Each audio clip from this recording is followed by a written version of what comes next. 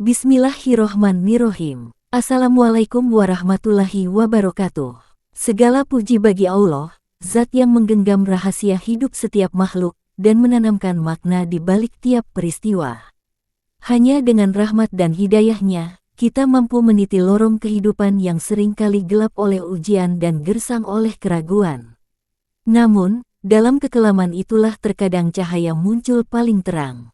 Sholawat dan salam senantiasa tercurah kepada Nabi Muhammad SAW, teladan agung yang syafaatnya kita harap dan nantikan pada hari kiamat hingga kehidupan akhirat nanti. Sahabat penyimak Teguh Rahayu Selamat Channel yang dirahmati Allah, pada edisi kali ini kami hadirkan sebuah kisah penuh makna dengan judul Membuka Hajat Agung Apa Saja lewat Metode Tawasul, yang ditukil dari sanad ilmu Ngaos K.H. Halwani di Pesantren Lirboyo. Sanad saking Yai Mahrus Ali saking Yai Dahdar Watu Bengol, ditegaskan bahwa cerita singkat kali ini bukan sekadar info ilmu, tetapi metode cara mengunduh hajat agung yang sudah dipraktikan oleh para alim sepuh dan ijabaloh serta maslahah untuk menyelami kedalaman diri dan menelusuri jejak kehendak ilahi yang tak pernah sia-sia. Cerita singkat ini menyajikan realita yang syarat pelajaran tentang beban kebuntuan problema berat kehidupan yang sudah banyak dihadapi umat, dan Allah tidak pernah menutup pintunya, bahkan bagi mereka yang paling jauh sekalipun, apalagi menggunakan metode tawasul ini.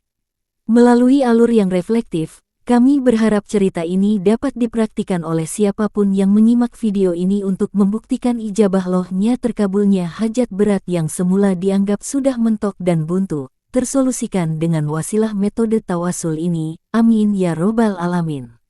Selamat menyimak dengan Bismillah. 1. Langkah di tengah kebuntuan. Ramadan di hari ke-21 saat itu, malam terasa asing bagi Zulfikar. Santri tarikah yang biasanya khusyuk berzikir kini duduk gundah di teras musola pesantren. Langit mendung, namun hatinya jauh lebih gelap. Usahanya yang baru dirintis tersendat. Uang habis. Ibunya di kampung jatuh sakit, dan kabar dari calon pasangan pun tak kunjung datang. Seakan semua pintu tertutup sekaligus. Di tengah kebuntuan itu, ia mengingat dawuh gurunya, Kiai Haji Mahfuz Dahdar Watu Bengol. Nak, bila jalan buntu, carilah pusara orang alim, bukan sekadar ziarah, tapi bertawasuloh di sana. Doamu akan dibawakan para malaikat. Zulfikar terhanya. Dalam hatinya terngiang satu kalimat ijazah, ya si hibah hadihi al-makbaroh, ini atawasalu bika ilalohi ta'ala fi kodoi hajati. Ia teringat pula sabda Nabi, innalillahi malaikatan sayahin yubaligunani, an umati asalam. Sesungguhnya Allah memiliki para malaikat yang berkeliling di bumi, menyampaikan kepadaku salam dari umatku. Hadis riwayat An-Nasai dan Ahmad, bahkan di Syar Nawawi atas Sahih Muslim, bab Fadl Sholah ala An-Nabi, yang menjadi isyarat bahwa malaikat memang hadir di bumi, termasuk di tempat para wali dan orang saleh. Beberapa ulama menafsirkan bahwa pusara para wali dan syalihin adalah tempat turunnya rahmat dan keberkahan, serta tempat hadirnya malaikat, sebagaimana disebut dalam Atsar, Inna al-malaikah tahaduru haula kabri al-salihin, bahwa para malaikat menghadiri dan mengelilingi makam orang-orang saleh, merujuk Al-Hiyah, Abu Nuaim al-Ashfahani. Maka, Zulfikar putuskan, malam itu juga ia akan ke makam Mbah Mahfuz, sang waliullah yang dahulu membimbing ayahnya ke jalan tawadhu. Zulfikar yakin, doa yang dibawakan oleh malaikat yang berada di pusara para kekasih Allah tidak akan ditolak di hadapan arasy-Nya. Malam itu, Zulfikar tidak hanya berdoa. Ia menangis. Ia menyerah total. Ia tidak lagi banyak meminta secara spesifik, hanya satu. Ya Allah, jika Engkau ridho, cukupkanlah aku denganmu. Dan malam pun berjalan pelan. Hatinya lapang. Masalah masih ada, tetapi dadanya tak lagi sesak. Sebab malam itu ia merasa digendong oleh para malaikat menuju ampunan dan kasih sayang Allah. 4. Fajar yang menyingsingkan harapan. Subuh menjelang, Zulfikar pulang ke pesantren. Belum sampai ke gerbang, ponselnya bergetar. Pesan dari seseorang, Mas Zul, proposalmu diterima. Besok bisa teken MOU, dan langsung kami bantu cover biaya ibumu ke rumah sakit. Pesan lain masuk, maaf baru balas. Saya istikharah dan dapat ketenangan. Saya siap melanjutkan ta'aruf dengan Mas Zul. Zulfikar tertegun, tersenyum, air mata jatuh di pipi. Ia duduk sebentar di musala, lalu sujud syukur.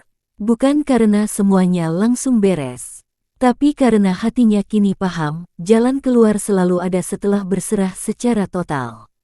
Ia tulis dalam catatan kecilnya, tawasul bukan sekadar minta, tapi menyambungkan jiwamu dengan ruh suci yang dekat dengan Allah, agar dirimu pun turut didekatkan. Bukan si wali yang memberi, tapi mereka menyampaikan. Dan Allah yang maha memberi segalanya. 5. Tuntunan urutan tawasul lengkap. Berikut adalah langkah lengkap tawasul sebagaimana yang diajarkan oleh Kiai Haji Mahfuz Dahdar dan Kiai Haji Mahrusi Ali. Pertama, niat dan basmalah. Niat, saya niat bertawasul kepada Allah melalui perantara para kekasihnya agar dikabulkan hajatku. Unen bacaan tawasulnya. Bismillahirrahmanirrahim. Kedua, Barokah Fatihah 1-5. 1. Kepada Nabi Muhammad. Al-Fatihah ila hadrati Sayyidina Muhammadin sallallahu alaihi wasallam. Al-Fatihah. 2. Para malaikat dan sahabat. Al-Fatihah ila hadrati Jamil malaikatil muqarrabin Sayyidina Jibril, Mikail, Israfil, Israil wa as-sahabah. Al-Fatihah.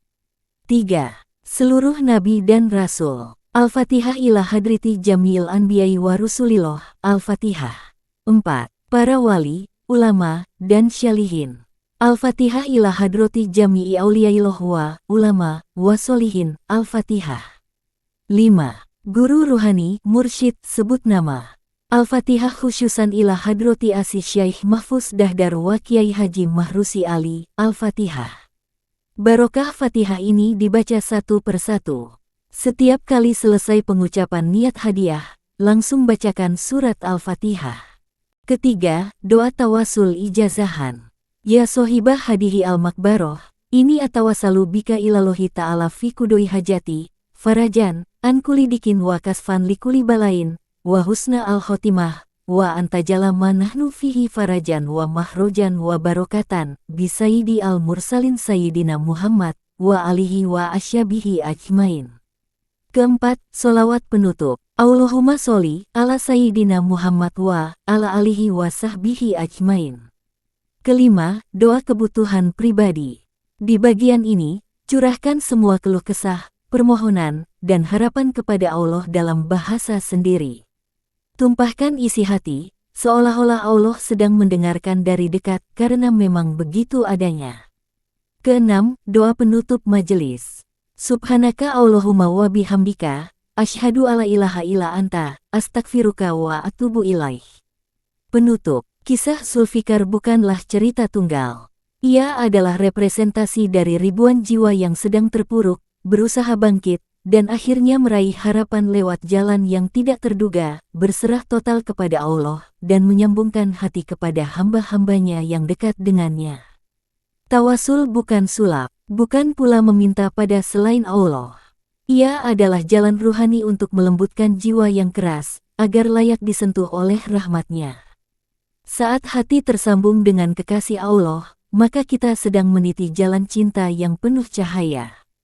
Terkadang Allah menunda jawaban agar kita belajar sabar. Terkadang Allah menunggu kita putus dari segala harapan dunia, agar hanya Dia yang menjadi satu-satunya harapan. Dan saat itulah pertolongannya hadir dengan cara yang paling menyentuh. Barang siapa bertakwa kepada Allah, niscaya Dia akan menjadikan baginya jalan keluar. Dan memberinya rezeki dari arah yang tidak disangka-sangka. At-Tolaq 2-3.